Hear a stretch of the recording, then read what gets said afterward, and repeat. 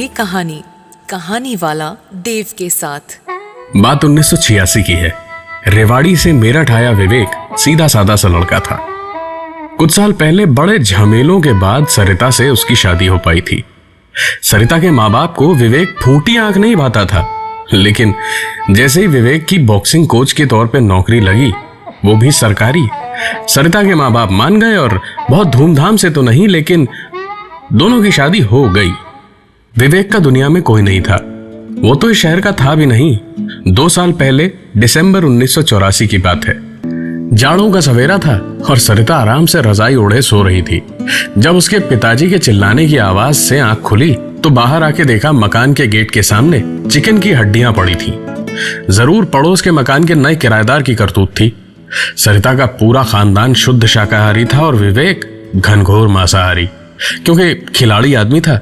Chicken, अंडा और दाल उसके खाने में दिन के 3 वक्त हुआ करता था। झगड़ा हुआ तो जरूर, पर सिर्फ एक तरफ से। विवेक बड़े विनम्र तरीके से बात करता रहा और सरिता के पिताजी की आवाज के ऊपर उसकी आवाज एक बार भी नहीं गई। और बात खत्म होते ही न सिर्फ विवेक ने सब कुछ साफ किया, बल्कि उसके बाद कभी शिकायत का दूसरा मौका भी नहीं दिया।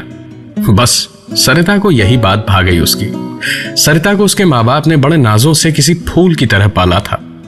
उसे बचपन से ही दिल की एक बीमारी थी। लाखों में एक केस था उसका। वो हमेशा हंसती खेलती रहती थी और डॉक्टर्स का भी यही कहना था, जब तक हंसती खेलती और खुश रहेगी, जिंदा रहेगी। आज सरिता कॉलेज में प्रोफेसर थी और विवेक की अपनी बॉक्सिंग एकेडमी थी। जबरदस्त मेहनती और कसरती। सवेरा होने से पहले ही 4 बजे जाग के उठ के दौड़ने जाता था।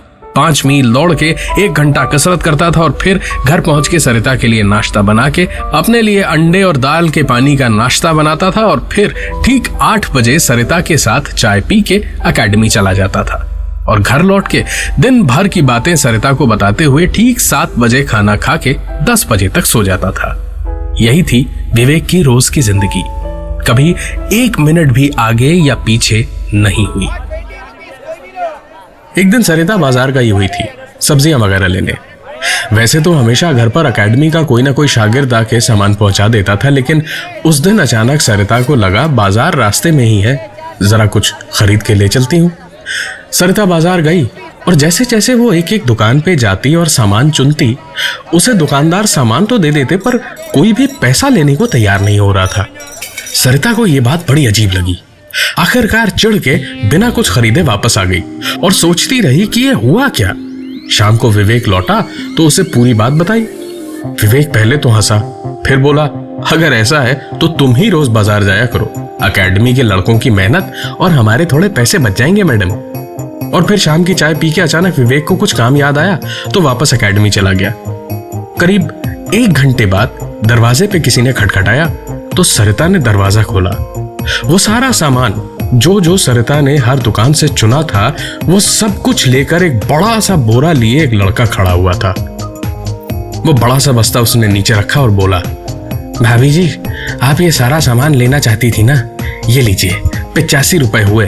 वो क्या है, दुकानें तब बस खुली ही थी ना, तो किसी के पास छुट्टा नहीं था और आपके पास 100 का नोट था, इसीलिए अब सबने मिलके सारा सामान हमारे हाथों भिजवा दिया और ये 15 रुपए छुट्टे भी दे दिए। सरिता हैरानी भरी आंखों से उसे देखती रही और घबराई सी हालत में किसी रोबोट की तरह सामान लेकर 100 का नोट उस लड़के के हाथों में दे दिया और 15 रुपए ले लिए। लड़का चला गया और सरिता उसे देखती ही रह गई। लड़का जैसे ही नुक्कड़ से मुड़ा और गली में घुसा, सरिता जैसे नींद से जागी और उसके पीछे भागी और भागते भागते जैसे ही गली में मुड़ी तो देखा लड़का तो जा चुका था, लेकिन सामने से ठंड में हाथ रगड़ता विवेक चला आ रहा था। सरिता का चेहरा देख के विवेक घबरा गया। सरिता ने उसे पूरी बात बताई तो विवेक भी परेशान होकर दौड़ा और दोनों जब वापस घर पहुंचे तो देखा सामान और 15 रुपए वहीं रखे थे। दोनों के दोनों एक ही बात सोच के परेशान हो रहे थे। बाजार में तो हजारों लोग रोज आते जाते रहते हैं, उन लोगों को घर का पता किसने दिया। खैर, वक्त बीतने के साथ साथ ये बात आई गई हो गई। विवेक को अपनी एकेडमी से कुछ लड़कों को लेकर टूर्नामेंट खेलने जाना था। आए दिन उसके टूर्नामेंट होते ही रहते थे, लेकिन यह चुनावों के समय होने वाला टूर्नामेंट था।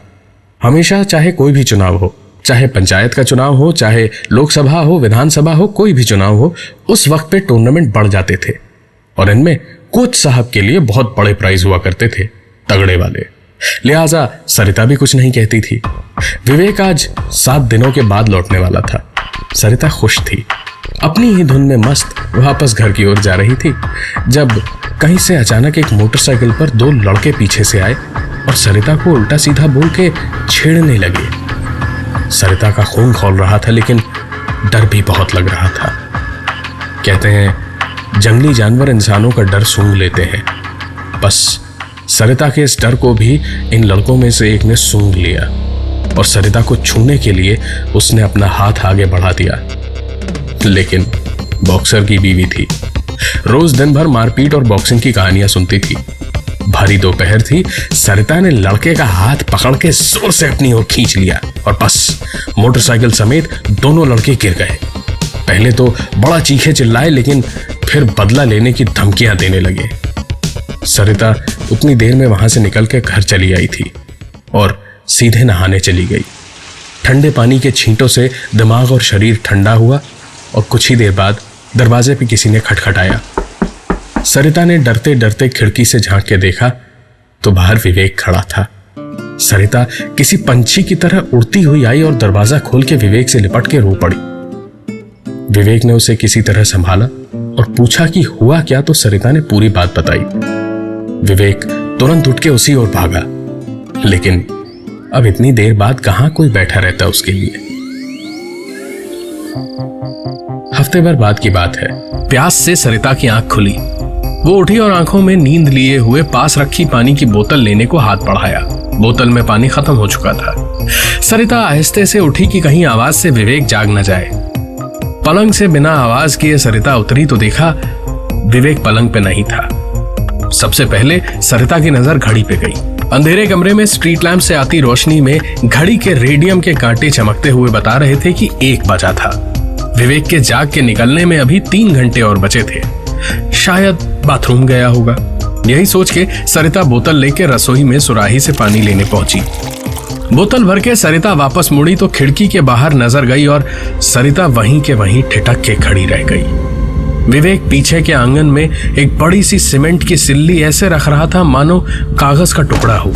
उनके कच्ची मिट्टी के आंगन में बरसात के वक्त बड़े सांप आ जाते थे, इसीलिए विवेक ने पूरे आंगन को सीमेंट की चौकोर सिल्लियों से पक्का करा दिया था। सिर्फ तुलसी वैसी की वैसी थी आंगन के बीचों बीच। सरिता कुछ बोली नहीं। वो कमरे में जाके इंतजार करने लगी। विवेक 15-20 मिनट के बाद नहा के वापस कमरे में आया और सरिता को समझ भी नहीं आया कि विवेक कब आके लेट गया। न कोई आवाज हुई, न चादर पे कोई सलबट पड़ी। सरिता कुछ देर तक इसी उधेड़-बुन में थी कि पूछे या नहीं, लेकिन फिर रहा नहीं गया और उसने पूछ ही लिया विवेक से, विवेक तुम आंगन में क्या कर रहे थे? विवेक ने बात को बिना घुमाए बिल्कुल सीधा जवाब दिया, घर में पुराना दुश्मन घुसाया था, उसी की लाश दफन कर रहा था। अब सोने भी तो मेरी अम्मा। सरिता समझ गई कोई फालतू सी बात होगी जिसको लेके ऐसे ही परेशान हो रही थी बस। विवेक जितना सीधा शायद ही कोई और होगा। हाँ, जरूर कॉकरोच होंगे। विवेक को नफरत है कॉकरोचों से, देखते ही बौरा सा जाता है बिल्कुल। वो सीमेंट की सिल्ली उठा के फ्लिट मारा होगा जरूर। सरिता को कॉकरोच दिख जाए तो चीख पुकार मच जाएगी, इसीलिए विवेक ऐसे अंधेरे में चुपचाप ये सब काम कर रहा था। सुबह सरिता की आंख जल्दी ही खुली। 7 बज रहे थे। विवेक नाश्ता बना रहा था। सरिता उठ के उसके पास गई और अचानक सरिता को इस वक्त जागा हुआ देख के विवेक बड़ा खुश हुआ। बोला, अरे वाह, अब कल से 3 घंटा और पहले उठ जाना, तो फिर हम दोनों साथ में दौड़ने चलेंगे। सरिता मुस्कुराई और फिर विवेक को मुंह चढ़ा के बाथरूम चली गई। अचानक जैसे सरिता को कुछ याद आया, बाथरूम से निकलते हुए फिर से पूछ बैठी, घर में कॉकरोच बहुत बढ़ गए हैं क्या? रात को आंगन में क्या कर रहे थे? विवेक को जैसे झटका सा लगा। अपने चेहरे पे एक बड़ा सा क्वेश्चन मार्क लिए हुए सरिता से बोला, रात को आंगन में? मैं सपना देखा होगा मैडम, मुझे कभी बाथरूम जाने के लिए भी कभी उठते देखा है नींद में? बात तो सही थी। विवेक अपनी सेहत का इतना ख्याल रखता था कि नींद से उठ के कभी बाथरूम जाने की भी जरूरत नहीं पड़ी। लेकिन सरिता जानती थी उसने क्या देखा था। रात को गुमसुम सी बैठी नाश्ते के साथ बच्चे की तरह खेलती रही। विवेक एकेडमी के लिए जा चुका था और सरिता बस यही सोच रही थी कि विवेक झूठ क्यों बोल रहा था। वो उठी और आंगन में गई। जाके करीब से ध्यान से देखने लगी तो एक पल को लगा सचमुच सपना ही देख रही थी, क्योंकि आंगन तो बिल्कुल साफ सुथरा सपाट था। सरिता मुस्कुराती हुई वापस कमरे में जाने को बढ़ती कि उसकी नजर उसी जगह गई जहां उसने रात को विवेक को देखा था।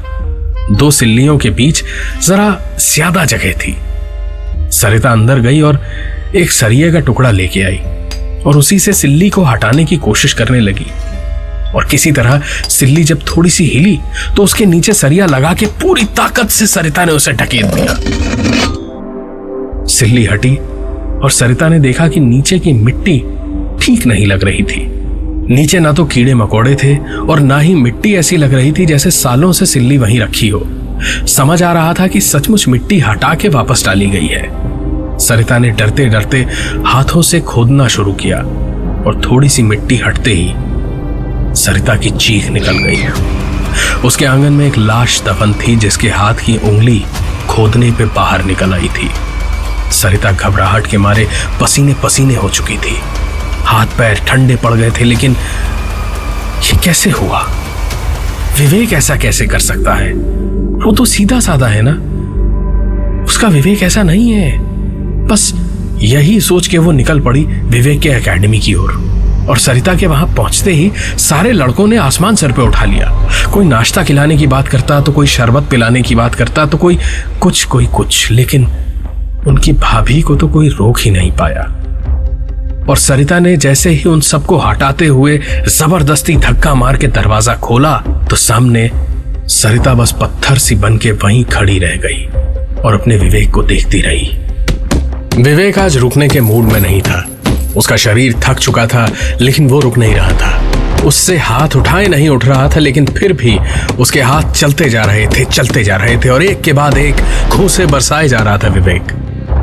आज उसने साबित कर दिया था कि उसका सिर्फ नाम विवेक है, उसके पास विवेक नहीं था। क्योंकि आखिरकार जब उसके हाथों ने घूंसे बरसाना बंद किया तो चारों ओर जैसे मौत का सन्नाटा सा छा गया था और खून की एक धार उसके हाथ से बहती हुई बूंद बूंद नीचे गिर रही थी और दूसरी धार उस पंचिंग बैग से।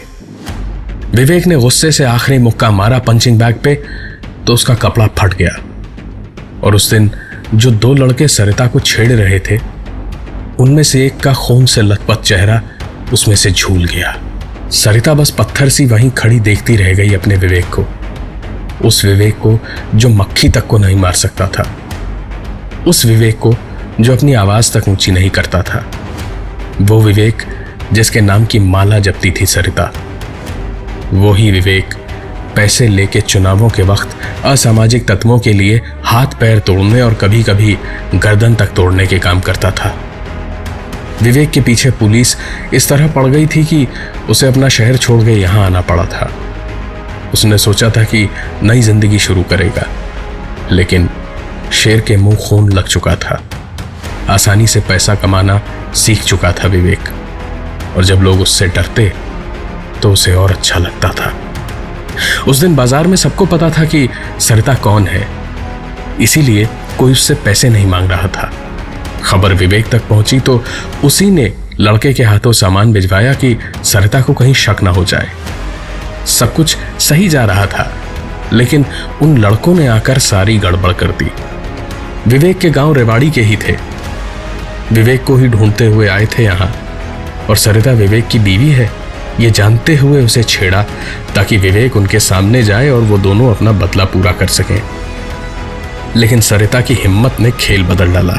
चोट लगने की वजह से वहां से दोनों सीधे अस्पताल पहुंचे और अस्पताल से निकलते ही एक को विवेक ने अपने घर के ही पास दबोचा जब वो सरिता को मारने आ रहा था, और हाथापाई में जब वो मारा गया तो उसे अपने ही आंगन में दफना दिया, और दूसरे को सवेरे ही उसके शागिर्दों ने उठाया और गुरुजी के हवाले कर दिया, और गुरुजी ने उसे अपनी सबसे पसंदीदा सजा दे दी, पंचिंग बैग में भर के घूंसों से मौत। लेकिन विवेक ऐसा कैसे बन गया, कब बना और कब से इतना कुछ छुपा रहा था सरिता से? ये सब कुछ उसे बता पाता उससे पहले ही विवेक ने देखा सरिता की सांसें बंद हो चुकी थीं। विवेक का इतना बड़ा सच जान के, विवेक का असली चेहरा देख के सरिता का शौक से हार्ट फेल हो चुका था।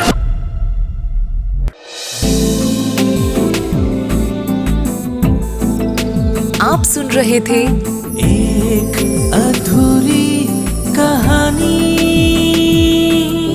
कहानी वाला देव के साथ, प्रेजेंटेड बाय फीवर नेटवर्क।